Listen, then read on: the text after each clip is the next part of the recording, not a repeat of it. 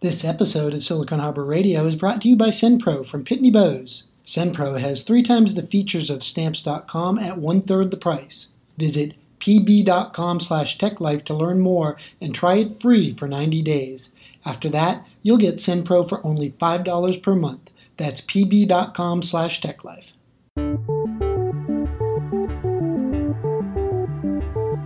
Welcome to the Tech Life with Rich Conte, bringing you stories from the front lines of the tech industry and the insider's perspective on starting, growing, or thriving in a technology venture. Welcome to another episode of Silicon Harbor Radio, brought to you by the Tech Life podcast and Silicon Harbor Magazine. I'm your host, Rich Conte.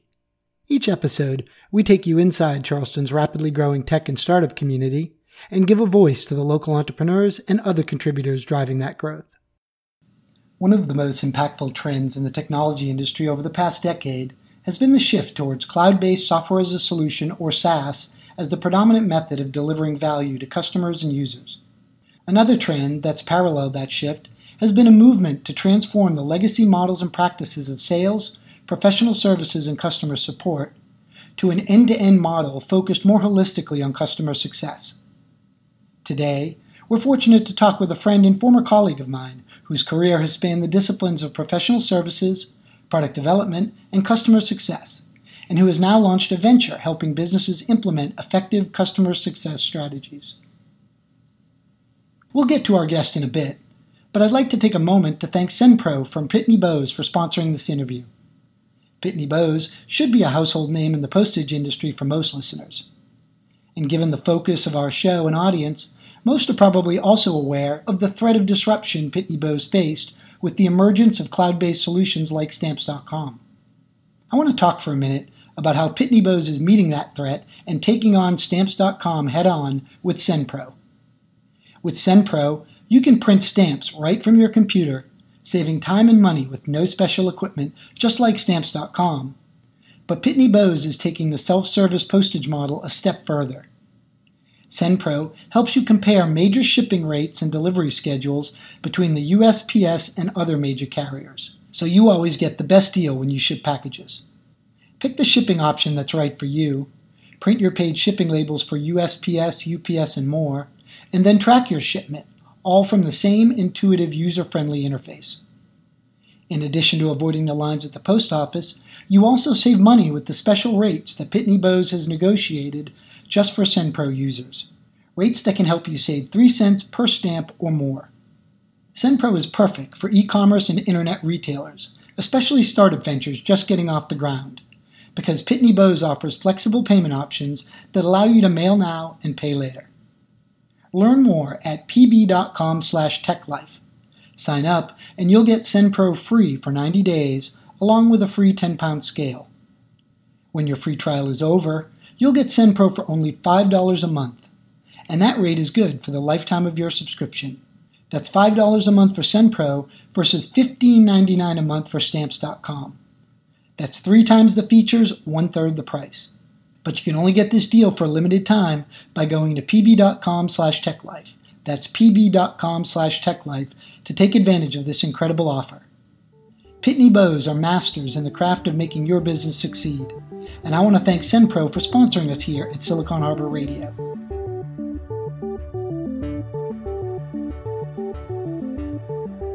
Our guest on this episode of Silicon Harbor Radio, brought to you by the Tech Life podcast and Silicon Harbor Magazine, is Jay Nathan. Jay is the founder of Customer Imperative.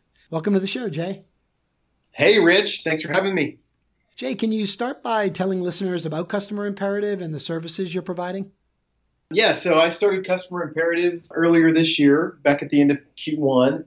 And the idea is pretty simple. A lot of B2B SaaS companies, which is my focus area, have typically one of 3 challenges. Either you're not retaining customers at the rate that you want to, you're not selling them more of your services and expanding within that customer base, or you can do a better job using them as advocates and references for selling new business. So having been in the SaaS and software and technology world for about 15 years, I decided that I'd follow a dream and start my own company to help clients figure out some of what I've been doing for that time. Can you talk a little bit more about the experience behind making the decision to launch Customer Imperative, where that idea originated, and kind of what has the experience of bringing the service to market been like for you so far? I always envisioned myself starting a product company. And when you are starting a new company, the easiest way to actually begin to generate revenue is to provide services. And so the initial idea was that I would provide services in this area of customer success, where I have some experience, but also had a desire to build a product to serve that market as well. And so the idea was, why don't I consult for a while and really learn what the market needs, get in deep with a number of clients and figure out what problems there are to solve there. Since I made that decision, the consulting work has taken on a life of its own, and it's become something that's led me in a bunch of different directions in terms of what I might do next and where that might take Customer Imperative. So at this point, it's not a product company, and I really don't have any short-term plans for it to become a product company, but continue to expand the consulting side of it. Now, you touched on this briefly, but can you share a little bit about your career before deciding to start your own venture? Sure. Started out my career back in the early 2000s up in Charlotte, North Carolina. Worked for a consulting firm up there. Worked for a large energy firm up there. And then got the call from Blackbaud about 12 years ago to come down to Charleston. Spent 8.5 years at Blackbaud started out on the professional services side, the client delivery side of the world there, the go-to-market side, and ended up spending 5 years doing that and then moving at Blackbaud into a product management role. And then from there, moved on to a company called People Matter, which was founded here in Charleston and sold last June to a company called Snagajob out of Richmond, Virginia. Through that time, and my career sort of progressed from hands-on technical engineering to management, middle-level management of services to product, and then to sort of client executive leadership type of roles. So I've gone through a number of different areas and roles within a software company and been exposed to a lot of different things, and sort of gave me enough breadth in my career to feel confident to step out and lend some of what I've learned to companies who may be in an earlier stage. Now, if you step back and look at how your career has evolved, are there any threads or themes you can trace through your experiences in professional services, then to product management, and now into customer success? I've always been a very customer-centric type of person who can empathize with the experience that the client is having. That's important, especially in a B2B SaaS world. It's really important to understand how they feel during the sales process and how they feel when they're using your product and getting onboarded into your environment, how they're being supported, how you're talking to them and engaging them beyond the initial sale. So being customer-centric has always been something that I've been focused on. And then also, I guess I consider myself like a lifelong learner. I'm just naturally curious about a lot of things, and it's led me down a path of all these different experiences I've had in my career, but also is a common thread in that the more curious you are about the problems you're working on, whether it be for a single client or for all of your clients at once in the product management setting, the better outcome you're going to have if you're engaged and naturally curious. So I guess those two things, if I had to say anything. Mm-hmm. In what ways does your journey from professional services through product development and then customer success reflect a broader trend in the technology industry? Yeah, it's a good question. So I always tell people who are considering career moves and different roles within their current companies that getting some experience in the product management world is really important. And as a client services leader or a customer success leader, ultimately, having that experience really helped me empathize with my product teams and also understand how to push and pull and what the right channels were to go through to get work done on behalf of my clients that would benefit the company as a whole. So I don't know how much it's actually happening that way. I don't know how many customer success or professional services leaders are taking a stint in the product world these days. But I think, for me, it was a really good path because it gave me visibility into so many more things to take that approach. And how do you think the emerging focus on customer success in the industry correlates with the shift to SaaS and cloud solutions?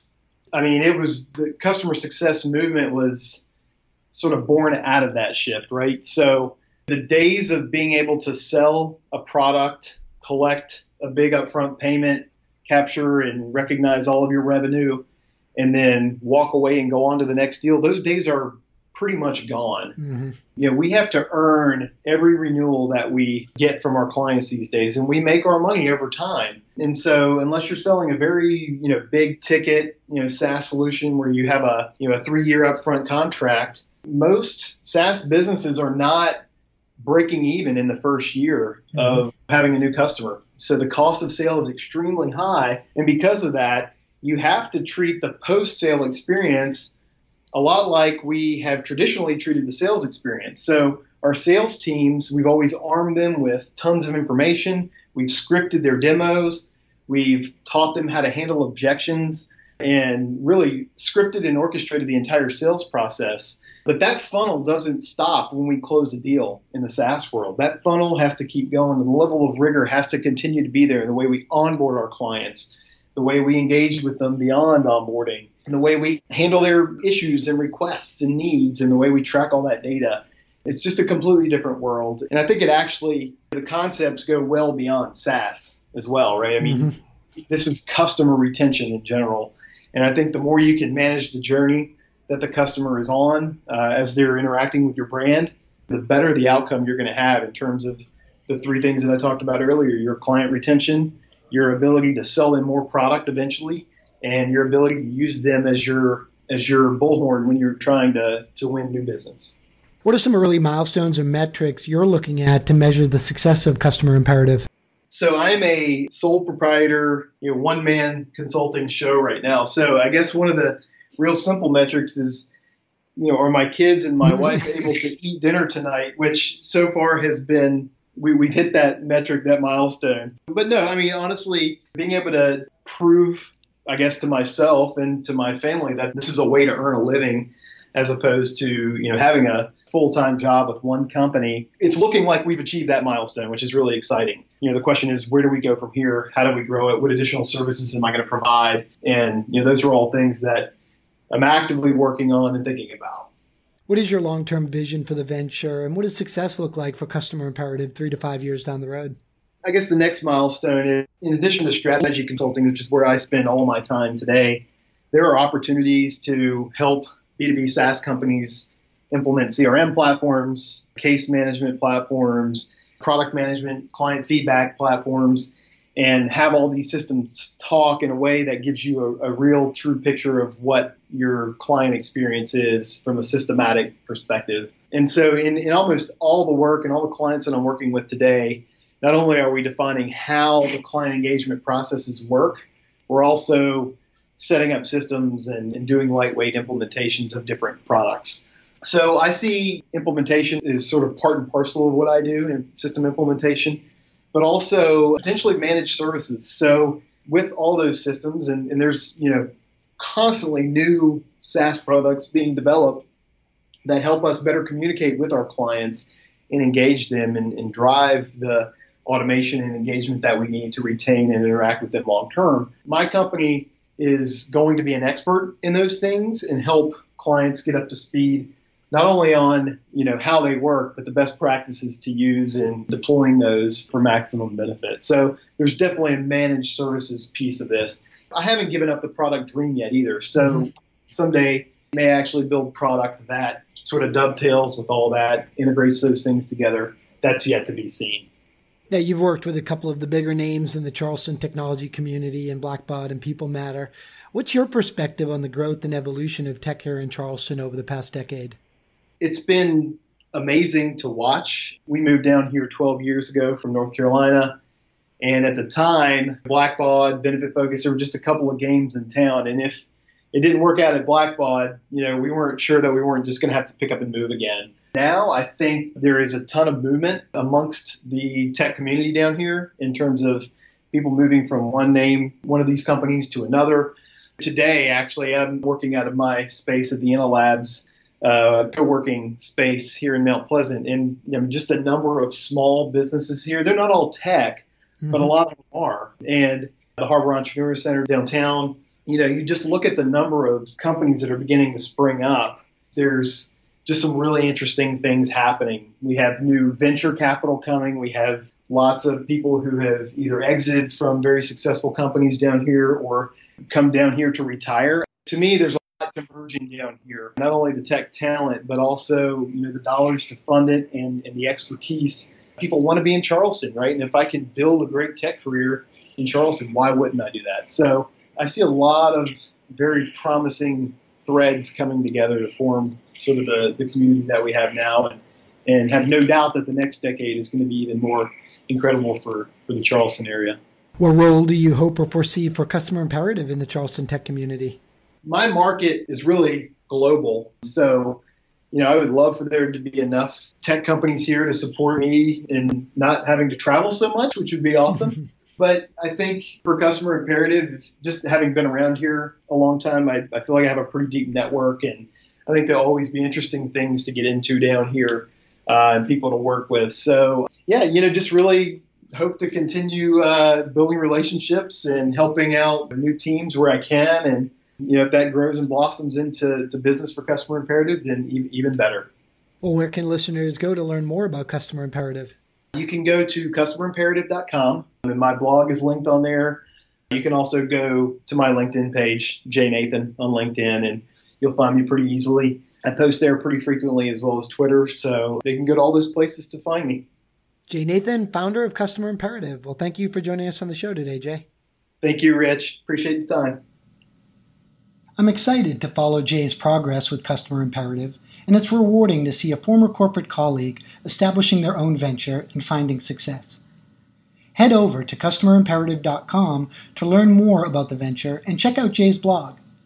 There's a post that dates back a couple of months about letting customer success managers participate in the design and planning of your customer success program. I found it really interesting in that what Jay is suggesting in having CSMs learn about how your product is developed and sold mirrors or complements what I do on a day-to-day basis in product management. Our partners at Silicon Harbor Magazine are a great resource for keeping up with all of the events and news in the Charleston technology, creative, and entrepreneur community. Visit them at siliconharbormag.com and follow them on Twitter at SiliconHBRMAG. You can follow us at TechLifePod and also find us on Facebook. The best way to keep up with the show is to subscribe. For iTunes, visit www.siliconharborradio.com or search for Tech Life with Rich Conte or Silicon Harbor Radio. If you enjoyed the show, let us know by leaving us a rating and a review. Subscribing via RSS is as simple as visiting techlife.libsyn.com/RSS.